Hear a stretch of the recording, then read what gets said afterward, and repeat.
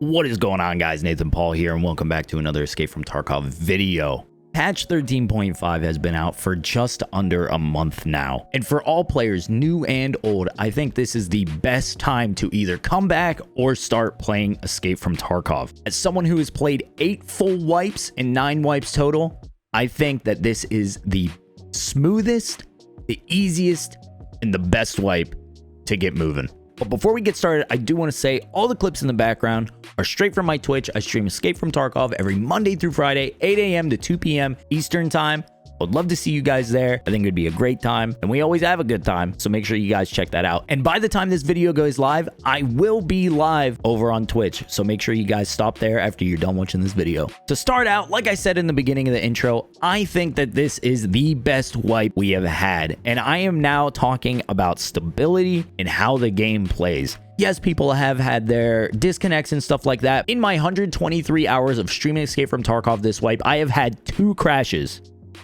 2. I know there are some people that are having troubles getting into raid, getting into scavs, but I know that BSG has addressed that, and I think it has become more of a less issue. Also, loot seems to be up everywhere right now. I'm finding LEDXs every like 3 raids on woods up at the USEC camp on the stretcher there. And also hideout upgrades and quest items are easier to find than ever because of the way the new loot is. There's new boxes everywhere, new duffel bags everywhere, new med bags everywhere, new technical supply crates everywhere, new toolboxes everywhere. There is loot everywhere now in Tarkov, and there's plenty for everybody to pick up. I would like to see how much loot is not picked up in a Tarkov raid. I think that would be such a cool stat to look at. Quest keys are everywhere. I'm finding quest keys on scavs. I'm finding quest keys in jackets. I'm finding quest keys in filing cabinets. They're everywhere. I'm finding all the quest keys I need, and it seems to be, and I don't know if this is just me or what, but it seems to be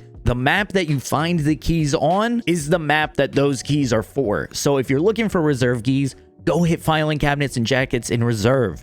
There is a ton of filing cabinets in reserve, and you can get in and out pretty quickly, whether you press the button, take D2, or you take the no backpack extract. It's totally fine. Or if you're in a scav, just go find some filing cabinets and find your keys. And lastly, to get the servers and the raids, how they're feeling out of the way, the initial rush of wipe is gone. There are a lot of people taking a break this wipe. There are a lot of new games that just dropped, like Baldur's Gate, Starfield just dropped, and a lot of people are leaving.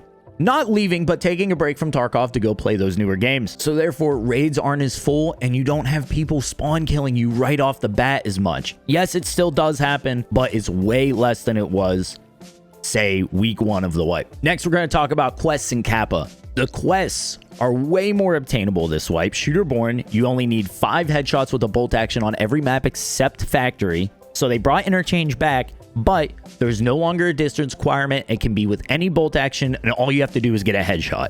You can be point blank shooting somebody in the head, and that will count as a shooterborn. Hunting trip no longer needs that crazy scope. I don't even know what it is. I don't even remember what that scope was because I never used it. You could see the molecules on Sturman's forehead for how zoomed in it was.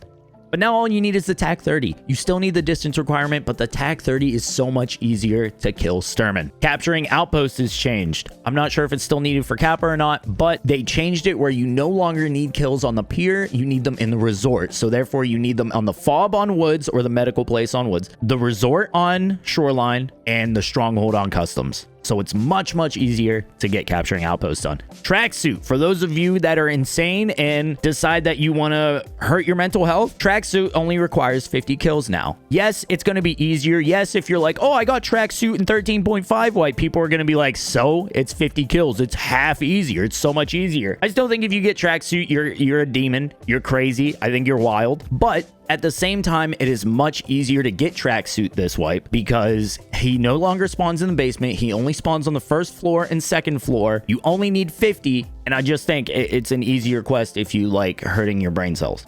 Kappa requirements have changed.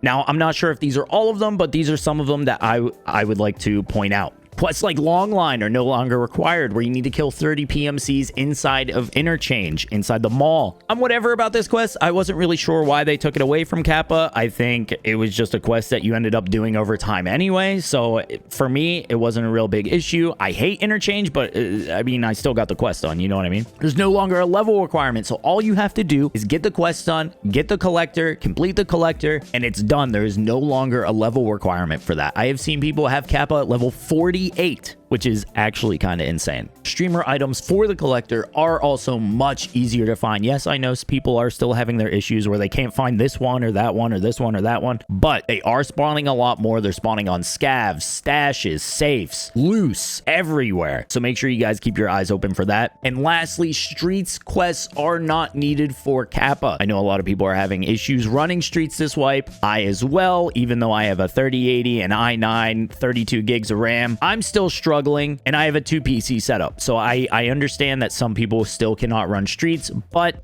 in another month or so, the map will be totally runnable. If you don't need those quests for Kappa, you don't really need to do them anyway. And lastly, we're gonna get into the guns. And this is probably one of the biggest reasons where I'm like, literally anybody can come play this game. The SVT is the best gun in the game. That hurts to say. Now, if you are in my stream, you know I hunt down SVT users and I make sure I kill them. I delete the gun in my stash afterwards because I hate the gun. It is a better SVD for half the price. It's insane. You can't take the SVD right now and shoot it as good as you can the SVT, and the SVT is half the price. It's crazy. I think it's nuts, but the gun is very, very good. It's very, very easy to two-tap people, to run around a corner and just spray and just drop somebody. So the SVT is a great gun for new players, but know that I will hunt you down if I hear you in my raid. But guys, that's it. That's the list of reasons why I think that this wipe is the best wipe to start playing Escape from Tarkov. This is the best wipe to come back to playing Escape from Tarkov. Playing this wipe will set you up great for next wipe whenever they add all this new content and all these new players are going to be coming in. Right now is the better time to start playing so that you get the fundamentals down so you can go into next wipe running. Guys, thank you guys so much for watching the video. I hope you guys did enjoy it. If you did, please leave a like. You have any other tips or reasons why people should play this game right now? Leave them down in the comments. But with all that out of the way, guys, I hope you guys have a wonderful day, and I'll see you guys next time. Peace.